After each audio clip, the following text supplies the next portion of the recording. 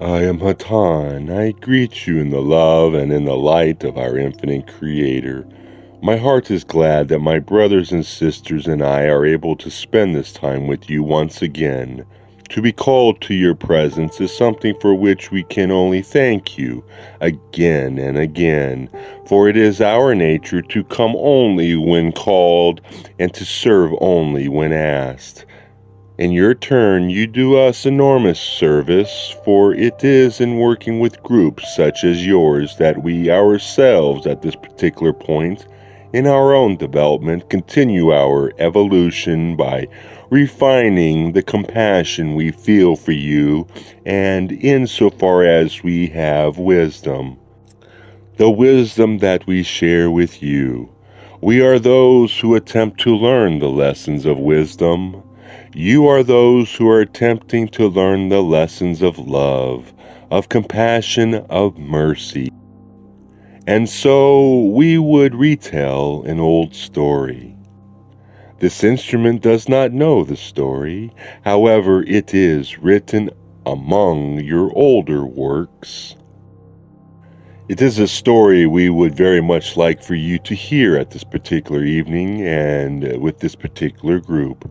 We ask you before we even begin to discount all those things which you may hear that do not ring true to your experience and your own inner knowing, but to use those things which do ring true, take them within and use them, and we offer them in love.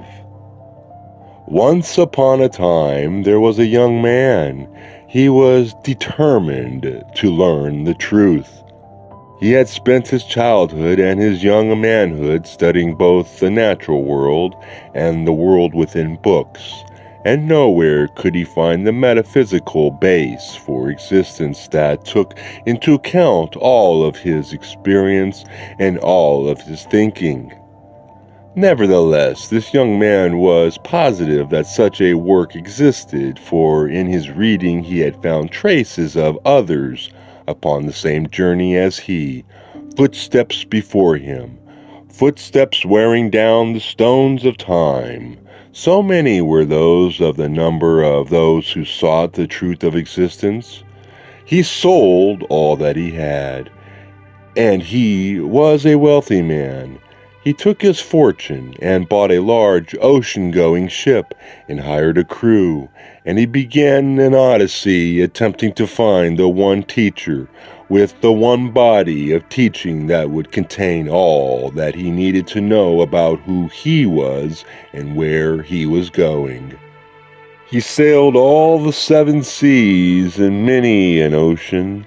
He left his ship and walked toilsomely up many mountains on many continents, and one lined face after another told him a story. It was always and ever the same story, and that was that although he had a ship and they did not, that they were on a journey together, and that they had not found what he was seeking. He had not discovered the final solution. He had not plucked the perfect flower. Ultimately, he put his ship to anchor and started up what was considered to be a holy mountain in South America. He walked and walked and walked. After weeks of walking and many near escapes with dangerous animals and those who lived in the area and were not pleased with white men, he came to a simple, beautiful mountain tarn, a lake so placid that one could not see that it was not glass. Now he had thirsted for such clean and pure water during his dusty trek. He took off his clothes and bathed, thanking the Creator for such a gift, for the water indeed seemed somehow blessed and blessing to him. When he came out of the water, his clothing had disappeared.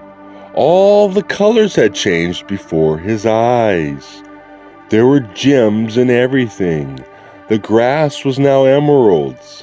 the sky, the blue of the amethyst, the very far mountains, opals, and the lavender and purple amethyst, and brilliant and deep with color he had never before seen. Instead of his clothing, there was a simple white garment. He put it on and began to walk up a trail which he had not previously noticed. The trail led ever upward. It was dangerous, and there were many times that the young man did not know if he was going to be able to continue upwards. But there was the trail. Someone had made that trail. Someone had gone before him, and he continued, inching along bare edges, hanging to the sheer cliff, and finally he had reached the mesa atop the beautiful mountain. Upon the top of the mountain was a castle made of stone, hewed from the mountain itself. Large portions of it were open to the sky. It was of intricate and beautiful design, arched and groined. The man he met there was so ancient that he almost seemed to be held up by his robes as he sat in the lotus position. He held what seemed to be a large leather book in his hand. The young man knelt and assumed a lotus position before the old man. "Sire, I am a seeker of that which I do not know," he said. "I have come to find the one teaching that will inform me on every matter. Give me surely an understanding in all particulars of the truth, for I wish to know the complete truth of who I am and where I am going." The young man gazed hopefully at the ancient who sat before him. The elderly man laughed. "You are not the first who has come looking for such a book," he said, "and you shall not be the last. I have it," he said. "Here it is, and take it away with you if you wish." And he laughed and laughed. The young man's heart was in his throat. Finally, he was able to have authority, to speak with authority, to know and to understand all the mysteries that had confounded him for his whole life long. He scrabbled hastily with the fastenings of the old leather binder. It seemed to take forever to get them free. The binder opened. The young man looked in it. It was an intricately set mirror that he beheld, bound within the leather. For a few seconds he just gazed dumbly at his own image. And he became angry and threw the binder back to the old teacher. "You told me that you had all that I wanted to know, and then you gave me a mirror." The old man was still laughing. He slipped the leather thongs that held the mirror in its binding most securely, and he looked up at the young man as they were seated. "Young man," he said, "I have never known a single seeker who did not throw that one total and complete authority back in my face. However," he said with a laugh, "I believe you can get those books almost anywhere."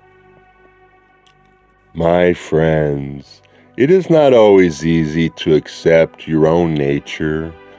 Most of those who wish to be all that they can be and to seek all that they can seek are disappointed in themselves and find things past and present weighing heavily upon their hearts.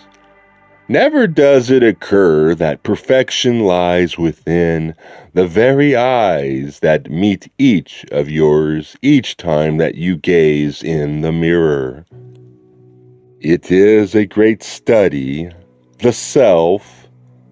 The eyes are windows to a most complex entity, and yet it is as simple as we have said. To the best of our own understanding, the final authority is yourself. You may find things which illuminate, which inspire, which enliven, which heal, which bind up that which hurts, but you will not find the unalloyed truth except in the wordless depth of your inner silence. We ask for this reason that you meditate and enter into that silence as much as possibly daily. This is not a hobby, an avocation, or a means of relaxation, although it can be all of those things too. First and foremost, it is settling down in front of your mirror. To gaze within the self is to behold the universe. The galaxies go on forever within the mind, the heart, and the spirit. We acknowledge the heart and the spirit that brings you together and wish you good hunting with that one original thought, which, although it may be hard to believe, is indeed most clearly and undistortedly scriven within yourselves. This evening we have not talked about those things which are outer.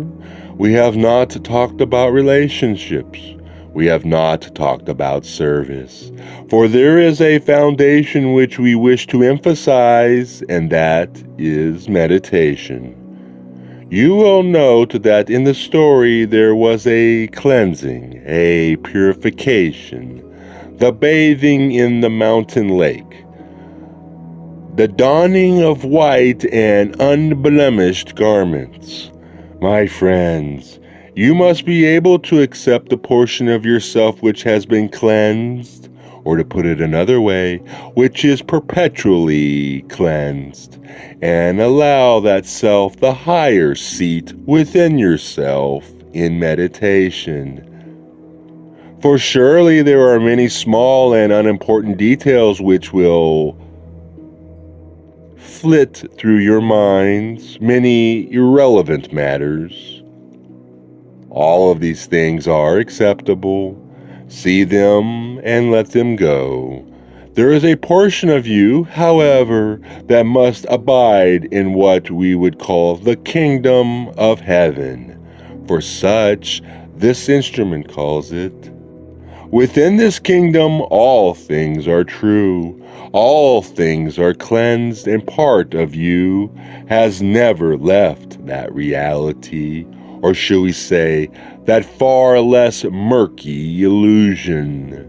Do not satisfy yourself with the casual surface self as you go into meditation. Call upon the self which abides with the Most High.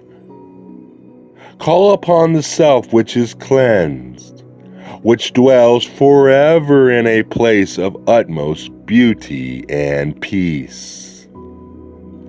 I am with those of Hatonn, and I find the energy within this group somewhat low. Therefore we shall terminate this contact, but not without thanking you once again for the opportunity to speak with you and to share our thoughts with you. We are always available. Request us mentally, and we shall be with you in meditation. We leave you in the love and in the light of our infinite Creator. Adonai, Adon.